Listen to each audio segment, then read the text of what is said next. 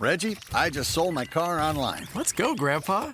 Wait, you did? Yep, on Carvana. Just put in the license plate, answered a few questions, got an offer in minutes. Easier than setting up that new digital picture frame. You don't say. Yeah, they're even picking it up tomorrow. Talk about fast. Wow, way to go. So, about that picture frame. Forget about it. Until Carvana makes one, I'm not interested. Car selling made easy. On Carvana. pickup fees may apply. Get in the game with the college-branded Venmo debit card. Wreck your team with every tap and earn up to 5% cash back with Venmo Stash, a new rewards program from Venmo. No monthly fee, no minimum balance. Just school pride and spending power. Get in the game and sign up for the Venmo debit card at venmo.com/collegecard. The Venmo MasterCard is issued by the Bancorp Bank N.A. Select schools available. Venmo Stash terms and exclusions apply at venmo.me/stash terms. Max $100 cash back per month. This is Optimal Living Daily, The Incredible Power of the 1% Margin for Improvement, Part 2 by Paula Pant of affordanything.com. And I'm Justin Malik, the guy that reads to you every single day of the year. And today's episode is part 2 of a longer post. If you didn't catch part 1 yesterday, I'd recommend listening to that first. But if you're all caught up, let's get right to part 2 and continue optimizing your life.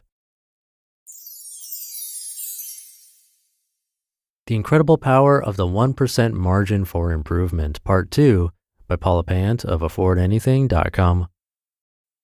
1% across life. I first learned the marginal gains idea when Zen Habits author Leo Babauta suggested developing new habits through incremental gains. Want to start jogging? Jog for 1 minute per day, he recommended. Yes, it will feel silly to lace up your running shoes, break into a 1-minute jog, and stop. That seems so ridiculous most people laugh, he says. But this helps you develop the habit of jogging every day. Starting is the hardest part. You can adjust the amount later. Leo applies this concept to any type of behavior change. Want to start flossing? Floss 1 tooth. Meditation? 1 or 2 minutes. Writing? 1 sentence. Push-ups? You get the idea. I decided this made sense. I realized that if I run for 1 minute a day and increase this by an additional minute every 3 days, I'll be completing 1-hour runs within 6 months. This concept was the inspiration for the 1% challenge. 1%. Learning. I recently stumbled across this concept again while researching effective teaching techniques. As you know, I'm creating a real estate investing course. One of my biggest priorities is designing the material in a way that produces results rather than just presents information. In service of that goal, I've been spending a lot of time studying the learning process, learning how humans learn. Among other concepts, I've been reading about how to ask a mix of clarifying, probing, and leading questions, offer unobtrusive feedback, seek out confusing parts like who's feeling stuck, what's preventing forward momentum, and foster a sense of competence, independence, and belonging. This is called the 3 A's, agency, autonomy, and affiliation. Sounds great, but this is vague and unspecific. How do I apply these ideas into the material? The answer? Marginal gains. Can I rephrase one question? Can I create one more cliffhanger within the talk? Can I ask students to articulate one thing they expect to achieve at the end of each lesson? If I make one tweak or improvement every day, within 4 months, I'll have made more than 100 enhancements. That's the difference between good and great. I'm blown away by how much small changes add up over time. 1% and the big picture. There's one critical clarification I want to make about marginal gains theory. Some people interpret this as the theory of sweating the small stuff. Worry about minutia, tweak around the fringes. This seems to contradict a different line of thinking that you should ruthlessly prioritize, focusing only on the big wins. Your time and energy is limited, so don't waste it chasing pennies. Don't clip coupons or make your own laundry soap when you could instead spend your precious time focusing on larger gains. How can you possibly pursue marginal gains and limit your focus to big wins? Don't these two ideas live in opposition? That's a fantastic question. Since I'm a nerd, I decided to dig deep to find the answer. Clarity came from a Brailsford interview, quote, "Interestingly, when we moved from the track to the Tour de France, we didn't get it right at all. Our first few races were well below expectation. We took an honest look and realized that we had focused on the peas, not the steak. We tried so hard with all the bells and whistles of marginal gains that our focus was too much on the periphery and not on the core. You have to identify the critical success factors and ensure they are in place, and then focus your improvements around them. That was a harsh lesson, end quote. Boom. That says it all.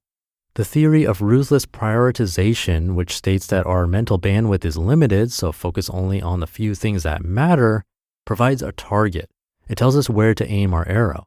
The theory of marginal gains tells us how to hit that target. It's the forward trajectory of that arrow as it soars through the air 1 inch at a time. Prioritization is the what. Marginal gains is the how. I'll use myself as an example. There's no shortage of opportunities to optimize areas of my life. I could dive into the travel hacking scene, learn another language, take up a musical instrument, start lifting weights, become a better cook, spend more time connecting with old friends, expand my consulting business and bring on more clients, grow the Afford Anything movement, build my rental property portfolio. The problem is that you and I can do anything, but not everything, just as we can afford anything, but not everything. Through ruthless prioritization, I chose a few goals that are at the core of my life's vision. Then within the goals that I chose, I create a daily habit of marginal gains. 1% gains in your life. Maybe you're trying to earn side income, start investing, or grow the gap between your earnings and expenses. Maybe you're wrestling with a career decision, or maybe you're trying to get healthier. There are a million goals you could reach, but there are probably only a small few that truly deserve your care and attention. Choose those goals wisely, ruthlessly, deliberately. Once you've chosen your targets, make incremental progress a daily habit. Send 1 email to a potential client daily. Read 1 article per day about investing. Save 1% more money than you did last month. 1% improvements create champions over time. You just listened to part 2 of the post titled The Incredible Power of the 1% Margin for Improvement by Paula Pant of affordanything.com. And I'll be right back with my commentary. It's common to think about our finances around the new year, maybe paying off debt or saving for a house. But why only track spending when you can also plan and actually achieve your goals? Set yourself up for financial success this year. Monarch is the all-in-one personal finance tool designed to make your life easier. It brings your entire financial life, budgeting, accounts, and investments, net worth, and future planning together in one dashboard on your phone or laptop. Feel aware and in control of your finances this year and get 50% off your Monarch subscription with code LIVING. I love that with Monarch, I can see my savings goals and net worth as I get closer to milestones. I feel like it keeps me accountable. Set yourself up for financial success in 2026 with Monarch, the all-in-one tool that makes proactive money management simple all year long. Use code LIVING at monarch.com for half off your first year. That's 50% off your first year at monarch.com with code LIVING. Did you know only 6% of people are getting enough fiber? That's why Quaker created Fiber February, a month-long movement to show your gut a little more love. It's like dry January, only easier and more delicious. Quaker has over 100 delicious options that are a good source of fiber. So go buy Quaker Oats today and join the Fiber February movement for a healthy gut. Thank you again to Paula. Yesterday, I talked about the exercise example of how I'm using that in my own life. And then in the second half, she mentioned pretty much that exact same idea, how you can run for just 1 minute a day and it will add up over time. We can all do that. I mean, again, it doesn't have to be running, but something. And if you do it consistently, it will turn into a habit. And then the length can change from 1 minute to 2 minutes to 5, 10, and beyond. Even if it takes a long time, still better than nothing. But really, when you think about the example from this article, you could run for a minute a day and then increase it by just 1 minute only every 3 days, which is a pretty good gap there. And then within 6 months only, that would be 1 hour runs, which is massive. And the psychology there of knowing it's just 60 seconds can make it a lot easier to start, which is often the hardest part. Soon enough, starting gets easier. And then again, the next thing you know, you're doing a lot more than 60 seconds and actually enjoying it. So try it out. Try to enjoy it most of all, and let me know how it goes. And with that, thank you for being here and listening every day. Have a great start to your week, and I'll see you tomorrow where your optimal life awaits.